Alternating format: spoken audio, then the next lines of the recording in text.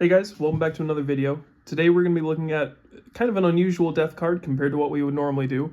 This is the first time I'm covering a card, well, it's not really a traditional card either, but the first time we're doing a Sterbe build for someone who was lost not during the war and not post-war as a POW. In this case, we're looking at a soldier who made it all the way into the 80s. So, jumping right into it, OberstLeutnant Friedrich Musculus, who was born on October 8, 1899, and died February 20th, 1986. Our dear comrade Musculus, recipient of the Knight's Cross, of the Iron Cross and other decorations from the First and Second World War, has passed away. His death represents a painful and irreplaceable loss for our association. We mourn this outstanding soldier and kind man who was so dear to us. Comrade Musculus was one of the founding members of our association. He consistently and passionately dedicated himself to the interests of his comrades and the German military. Wherever he could, he helped selflessly. We owe him the widely acclaimed book, History of the 111th Infantry Division, 1940 to 1944, which he wrote after years of painstaking work and at great personal sacrifice of time and money. Through this immense achievement, the full extent of which is difficult to assess, and his tireless, selfless commitment to our cause from the very beginning, he has rendered invaluable service to our association. With gratitude, we said farewell to our dear comrade Musculus on February 27, 1986, during a moving memorial service at the Hildesheim Cemetery. His large family, 35 Knight's Cross recipients, including retired General Niemak, the Bundeswehr, represented by an honor guard, and other soldiers, a large gathering of mourners, and 19 comrades from our association paid their last respects. Retired Oberst Michaelis, of the Order of the Knight's Cross recipients, delivered the following farewell remarks.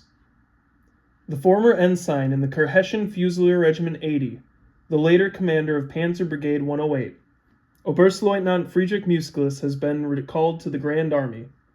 His earthly life was erratic, turbulent, and eventful, much like the phases of the era that shaped him. Wounded as a lieutenant in World War I, a Freikorps fighter in Upper Silesia, he was once again equipped with live ammunition on the first day of mobilization for a 6-year frontline deployment in World War II. During the French campaign, he advanced with a forward detachment to the gates of Paris. In the Eastern Front campaign of 1941, he played a key role in the daring seizure of the Dnieper Bridge north of Kiev as commander of the anti-tank battalion of the 111th Infantry Division. Within this division, he advanced as far as the Caucasus Mountains. After skirmishes in the Terek and Meuse valleys, he covered his division's retreat through the vast steppes of southern Russia in fierce and fluctuating defensive battles. His rear guard, consisting of anti-tank units, assault guns, and pioneers, was cut off several times. Through audacious maneuvers, he always managed to break through. On February 17, 1943, he was awarded the Knight's Cross for this achievement. After various assignments as a regimental commander, tank destroyer, and tank commander in the Eifel, Lower Rhine region, he witnessed the final death throes of the depleted German Southern Army in the combat zones of Hungary, Czechoslovakia, and Austria. He was aware that the laurel wreath of the highest award for bravery had been bestowed upon him because his men, his comrades in fate, formed a sworn community with him, bound together for life and death.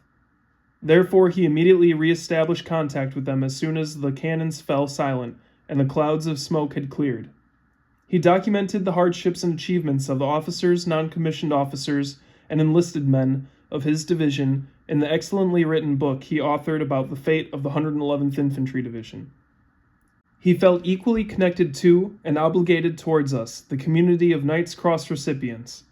His confident and liberal spirit as the long-serving regional leader for the Niedersachsen, Berlin, and Bremen allowed him to adapt a relaxed approach to leadership, and his lack of family ties enabled him to maintain close personal contact with all of the members of the order.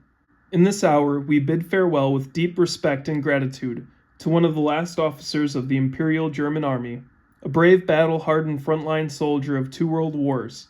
a straightforward, principled comrade whose actions and endeavors were primarily dedicated to his family, his comrades in arms, and his extensive travels around the world. He bore the heavy burden of belonging to a severely tested German generation that had been politically misled, a generation that had squandered the unity of the Reich, the sovereignty of our state, and the foundations of seemingly immutable values and moral standards, thus sharing responsibility for the national tragedy. But dear Comrade Musculus, dear Fritz, report to your heavenly commander with your head held high after your flight through infinity. You, like us, do not feel affected by subjective accusations of guilt or allegations of fabricated crimes. We fought hard but fairly and honorably. Even if you were denied the general recognition for your service as a defender of the fatherland and a loyal citizen, we, your fellow former soldiers, as well as our active comrades in the armed forces, wish to express our respect, admiration, and gratitude to you in this hour of farewell for your bravery, dedication on all fronts, for your unwavering commitment to military principles and conduct, and for the loyalty you demonstrated to our fundamental military virtues and our sense of honor and duty. The provision of the Military Honor Guard by the Bundeswehr and the presence of so many knights of various orders may serve as a visible sign of our shared respect and gratitude towards a flawless German soldier and officer to whom we will forever dedicate our most honorable remembrance. What we felt during that moving farewell ceremony could not have been expressed any better than with this honorable obituary from the community of recipients of the Knight's Cross. Comrade Musculus has been taken from us, but he will live on in the memory of his fellow soldiers, of the 111er comrades, and thus remain forever connected with us. Only those who are forgotten are truly dead. For the Board of Directors, Opperman, First Chairman.